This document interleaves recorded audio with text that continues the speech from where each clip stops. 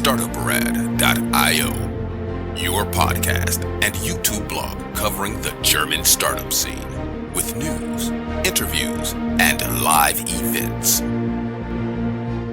Hello and welcome everybody. This is Joe from Startuprad.io, your startup podcast and YouTube blog from Germany.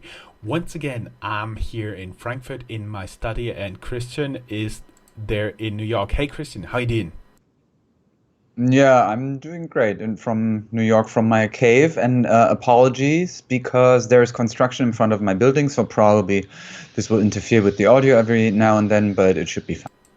Yes, but usually with the sound pieces, you only play in like the sirens of the New York Fire Department, right? There you go. But today it's construction. Some new stuff going on. Sledgehammer, the classical thing for New York. Here we go. Let us get into the news.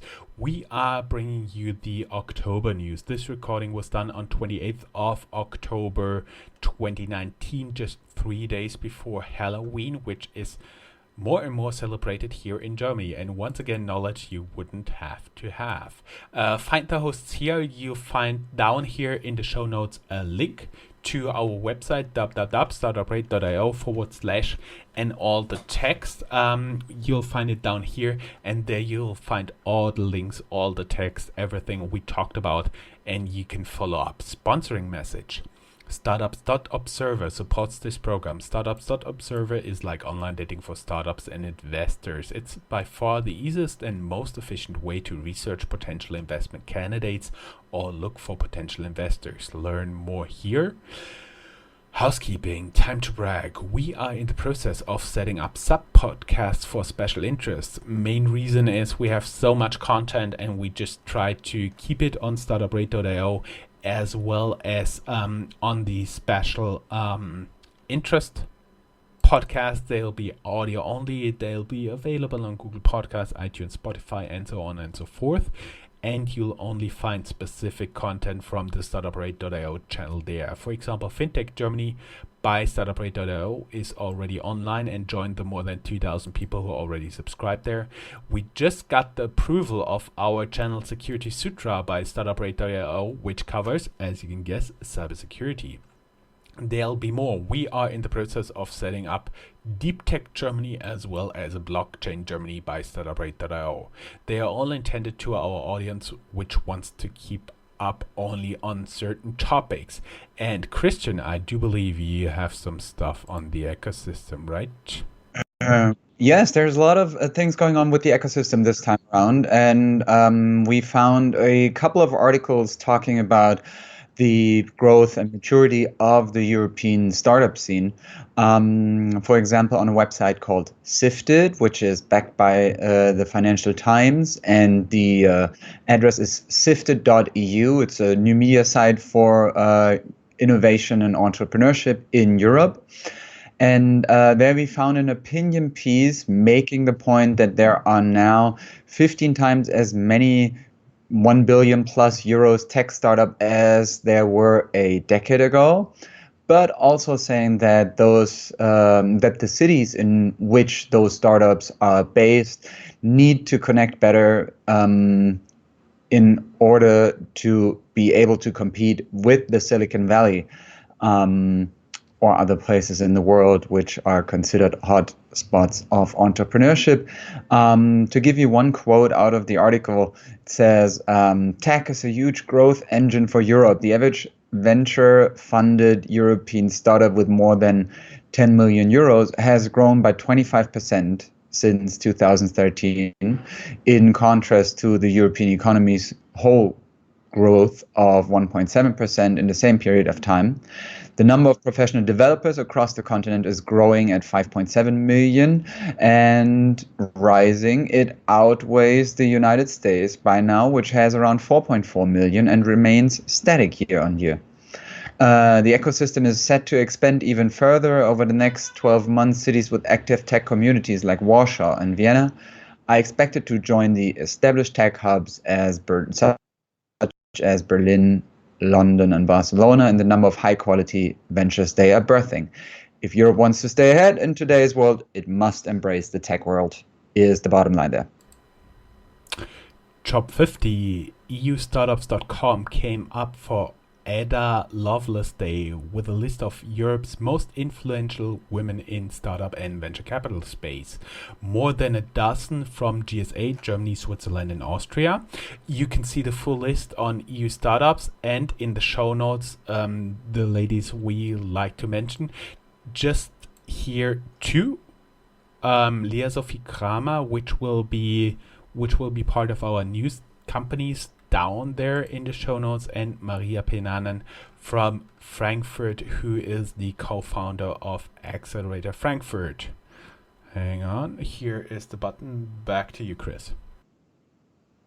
I have another opinion piece. It comes from Entrepreneur Europe, so probably you should take it with a grain of salt how much they emphasize the European or the importance of Europe in the startup space. So, but still, I found it interesting because the headline was "Forget Silicon Valley. Europe will soon be home to the best startups." And to give you some quotes or to show you how their reasoning is, that they say, that's not to say that innovation hasn't occurred outside American borders during this era. Spotify, Skype, Adyen, GraphCore, Monzo, and Deliveroo all sprung up and scaled in Europe.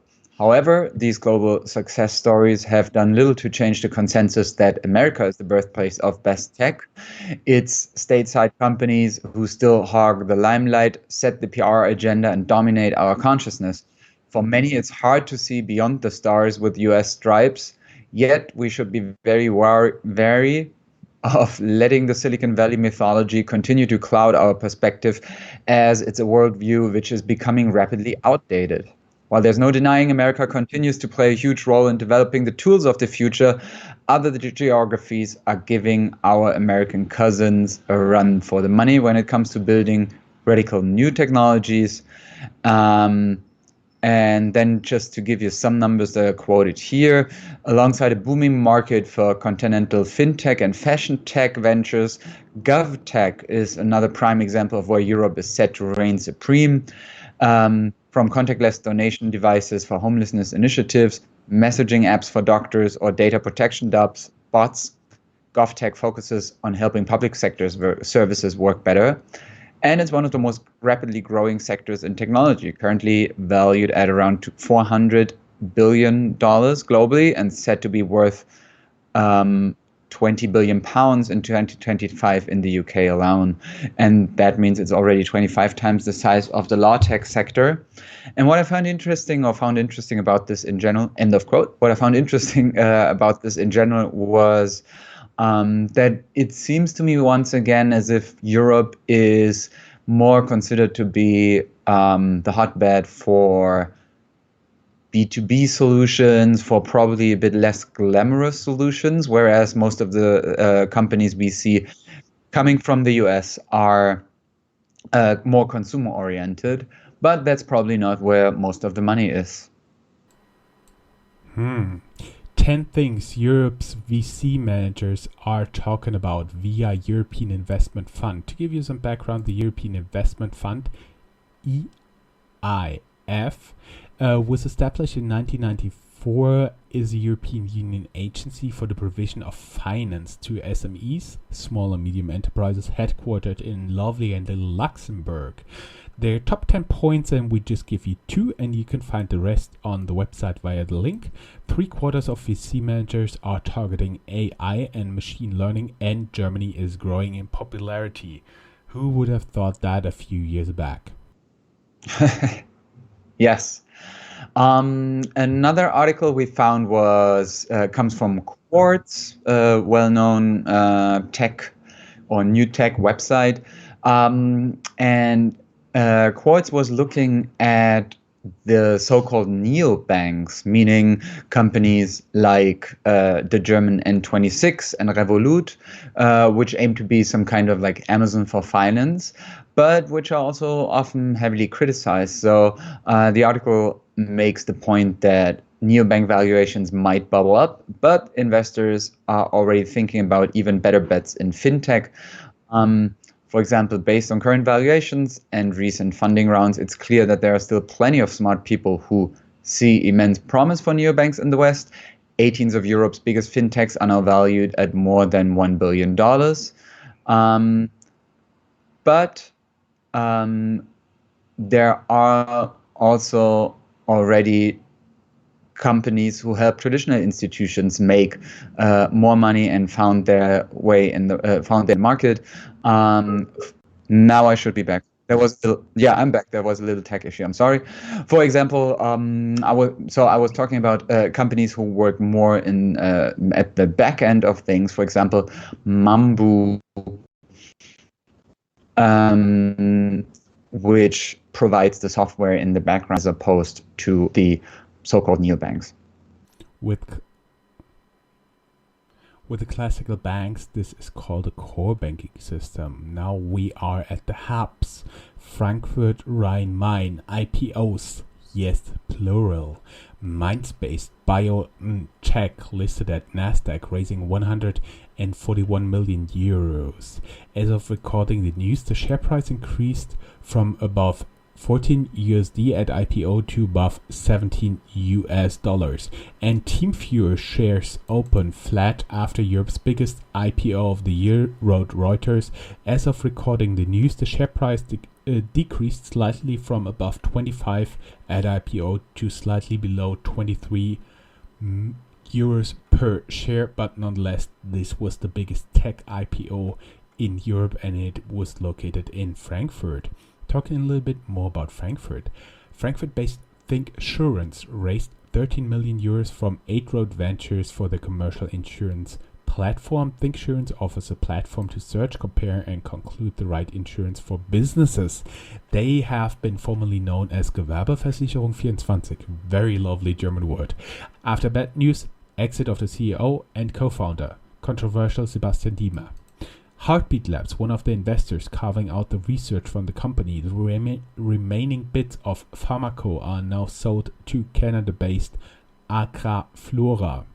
10 German fintech clusters you should know about. We found the article including Frankfurt-based Commerce Ventures, which is the VC arm of Frankfurt-based Commerce Bank, one of Germany's largest banks, Finside Ventures, and Fino Digital, based in Kassel and Frankfurt. Kassel, that's your former home, Chris, right? Yes, and it obviously makes me very happy that for the first time on this show we're talking about something in Northern Hessia, so that is very nice. One last thought about TeamViewer, I think, is even though there was this slight decrease, it still proved to be a better IPO than we've seen with even big brand names this year, like, for example, Uber or Lyft. So still good for them. Moving on to Karlsruhe. There's HQS Quantum Simulations, who offer software which shortens the development of new materials, for example, in the chemical industry. They raised 2.3 million euros of seed financing, and their investors include the Hightech Gründerfonds, Unternehmertum Venture Capital Partners, and BTOV Partners. And I'll also take the other end of the German Republic, or the northern part of the German Republic, Hamburg, in Hamburg, the Germany-based Creditec. It's an AI-based near-prime loans platform. They nabbed $22 million under new CEO to expand globally. Also, hint here, Sebastian Diemer, which we just talked about in the Frankfurt news, has been the ousted CEO and co-founder of Creditec. Let's go to the very south of Germany, Munich, or as they love to see themselves, the most northern city of Italy. Munich-based car subscription service Cluno discloses 140 million in debt financing.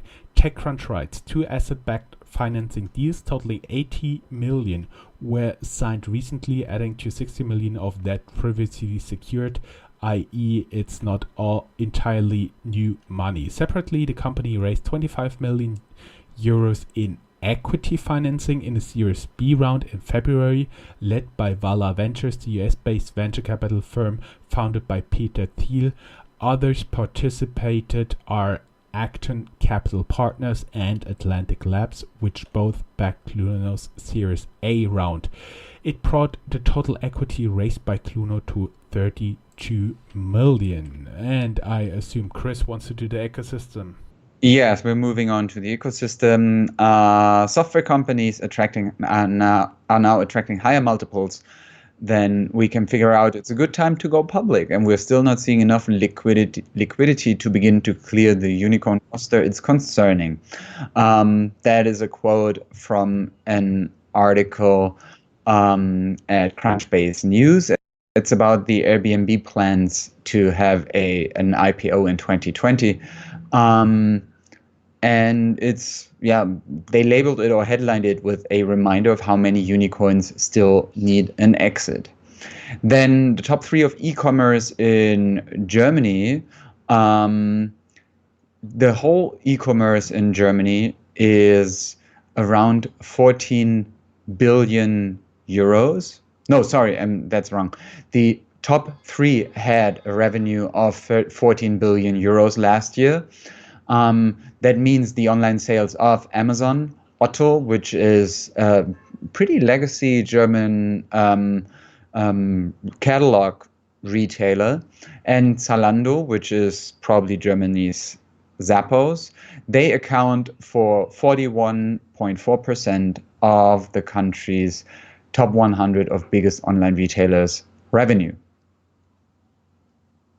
I found surprising here that out of the top 10 online stores, 5 are actually electronic retailers, and only Otto and Zalando are apparel companies, because usually you would expect it completely different. We also found something interesting on the podcast ecosystem. There was a publication you can find in a link. 34% of Germans listen to podcasts regularly. 13% listen daily, 25% weekly, 22% monthly. Average listener is male and earns above average income. 33% listen from home, 46% listen in the evening. And we wrap up the ecosystem with the scooter wars. There is an article, I do believe, let me quickly check. It was from The Information, Berlin-based Lime. This is one of the scooter companies, lost to top 300 million US dollar in 2019. They say, scooter rental operator Lime was touted itself as one of the fastest growing startups ever, blanketing cities such as Berlin, Paris, Los Angeles with thousands of two-wheeled electric vehicles, including Frankfurt, but the firm is losing money nearly as quickly as it expands, in part because the company's vehicles tend to break down before they can generate much cash. Lime's operating loss is likely to surpass 300 million this year on more than 420 million of gross revenue. That means they are actually spending somewhere around 700 million. Whoa, that's a lot of money. Yes, which makes us moving on to companies. We found on the website Silicon Canals, we found a list of 10 promising German scale-ups worth your attention this year. Among them are Sprices, Signavio, Hydrogen, LOHC, and Celonis. Just for the simple reason we pointed them out, because we mentioned them with an ad at Twitter, and the other ones have not had any significant Twitter presence. Study. One startup fair wanted to find out which startup has the happiest employees. Surprisingly, N26 is one of the worst performers as measured by Kununu, which is like a version of something like Glassdoor here in Germany. Chris? New York, right? The New York-based venture capital fund Insight Partners invests 130 million euros into Munich-based commerce tools. So that's a legitimate investment. And another small good news from the German startup scene is that the Berlin-based SME-focused digital bank Penta now tops 10,000 business customers. And last but not least, we told you we will talk about her.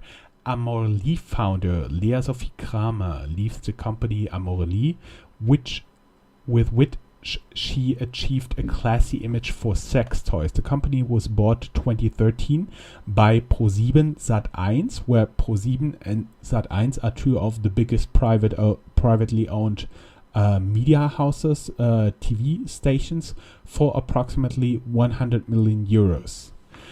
Guys, there's only stay ahead of the curve above. We are looking forward to bring you the next Startup News Wrap-Up, which will go live at Thanksgiving. And this is a great day because I do enjoy my turkey here in Germany since I do it myself. Okay. What am I supposed to say? I'm looking forward to my tofurkey. So great. It was such a pleasure talking to you, Chris, again.